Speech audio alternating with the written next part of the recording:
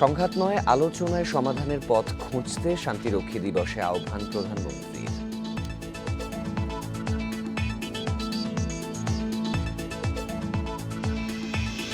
উপজেলা নির্বাচনে 12টা পর্যন্ত ভোট পড়েছে প্রায় 20%। স্থগিত 22টি উপজেলায় ভোট 5 ও 9 জুন।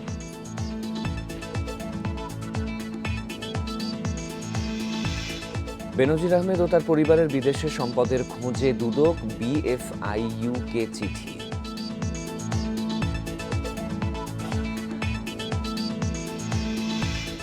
ঘূর্ণিঝড়ে রিমালের পর স্পষ্ট হচ্ছে ক্ষতচিহ্ন। কয়রায় 20 গ্রাম প্লাবিত, বহু গ্রাহক বিদ্যুৎ বিচ্ছিন্ন।